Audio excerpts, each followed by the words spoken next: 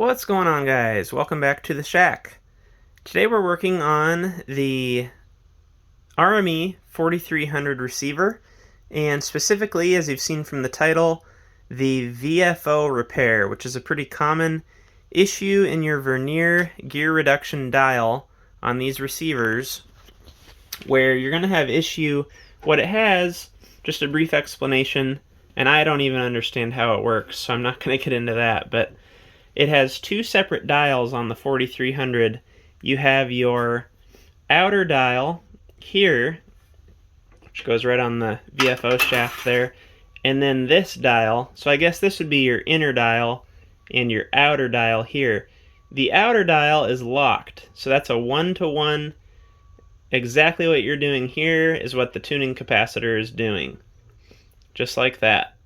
The inner is not locked, and it's on a separate shaft, which is the gear reduction shaft, and I forget what the ratio is on this, but essentially you can turn this dial a lot more, and it's not going to do exactly what you're doing with this dial. It's going to give you a little bit more of a reduction, so a finer tuning adjustment. The problem is one of two things, and I'm actually experiencing both. One is that this dial slips, and so you're turning it constantly and nothing's happening. The needle is staying in the same spot. You're turning, and it's just spinning and nothing happens. The other is that it's locked or gummed up or seized or whatever, and so it's acting as a 1-to-1 as well, and there's no reduction. It's just locked. This is doing exactly what this is doing. So what we're going to do is attempt to fix it. There are very few resources on this repair on the internet from what I've seen, and if I'm missing something, please let me know, or if you have any tips or tricks, I would love to hear it. But we're just going to go at this. I'm going to try to do kind of a series, but you're learning with me at the same time, so I'll be showing you what works and doesn't work. So far, I'll have to see if I can find the old footage and insert it here, but I'm worried that I may have lost it. Somewhere I have a video of me taking this assembly out, and I can give you just a brief summary of what's required for that. So here is the sort of the dial plate. Can't think of the name, face plate. And then here is the face of the radio. There's a little gap here where you can reach down in there, and there are two flat screws on that pointer. You can reach down in and loosen those with a long, small flat screwdriver like this one. And there's actually two access points. Right here, there's a little slot that allows you to reach down, and then there's one up here where you can turn it the opposite way and reach down and loosen those. I cannot remember. I did end up taking the face of the radio off. I can't remember if that was required, and I apologize. I think that it was, but I'm going to have to try and find that old footage for removing this. The reason that you need to remove it, and I'll try to remember to include a link to this image I found, is that there are 6 ball bearings, larger ball bearings on the outside of the dial that you're able to remove from the front. And in order to do that, you're just going to take these 3 flat screws out. There's a ring, a plate, a small ring, the inner sort of bushing, and then 6 ball bearings. But then there are also 19 tiny little ball bearings on the opposite side, on the inside. And I think that's where I had to remove the face plate to get to those. Removing the face plate, not too bad. Take all of your knobs off, loosen your headphone jack and your noise limiter switch, and then you have to undo the gauge right here because the gauge stays with the faceplate. So you just take off your bulb and your 2 wires. Remember where those go, red and black, and you can take the faceplate off. I apologize again that I don't have that footage handy, but I'll try and find it.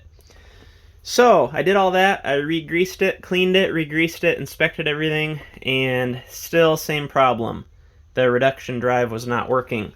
So now we're getting back into it today, And what I'm working on right now is just trying to feel with the 1-to-1 if there is any binding or tightness to this movement. And to me, it feels a little tight the whole way. And that's a problem because if we're trying to turn this reduction drive with the use of friction and ball bearings versus a direct attachment, we're not going to be able to do that if it doesn't turn freely to begin with.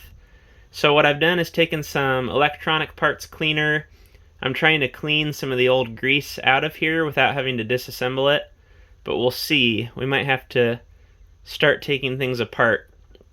But I'm going to try cleaning that and re-lubricating, and we'll see what happens. I've just been working it back and forth, trying to improve things. And so I'm going to continue with that, and I'll update you in a second. Okay, I've done some cleaning for probably the last 10 minutes now. I can hear, when I'm turning quickly, occasionally that there's chattering, and I'm afraid that it's up in these small ball bearings, so I'm likely going to have to take that apart again. But for testing purposes, I'm going to find a loose spot here. So we're kind of tight on the end, fully to the right.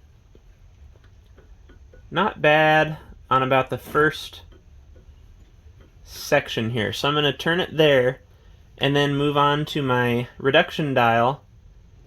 And if I turn this, we're still slipping. Nothing's moving.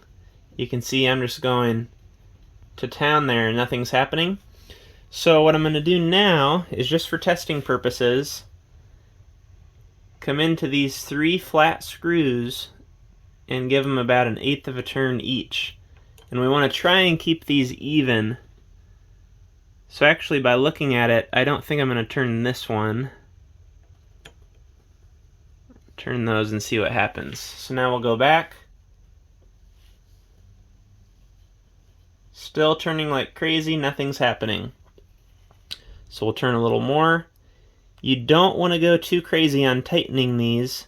What these are doing is increasing the friction to try and get you some movement.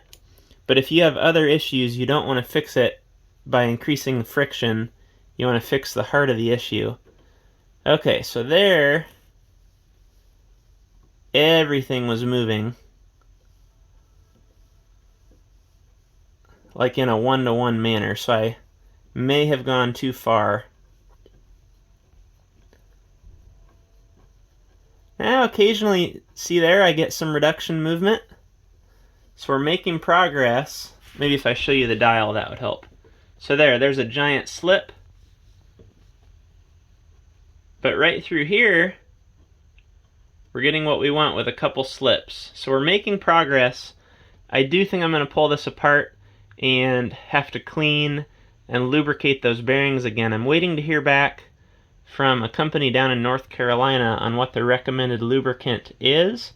I've been using this No Oxide Special A that I use for roller inductor stuff, and I haven't heard back if this is really recommended for this application, so I'll let you know as soon as I hear. But that's going to do it for part 1. If you're following along, this will at least get you the disassembly to this point, and if you're lucky, maybe you have found an issue by now. But we'll be back in the future with part 2, and we'll see how long it takes. Hopefully we can get this solved, and I'll let you know what it ends up being. So thanks a lot for watching, and we'll see you on the next video.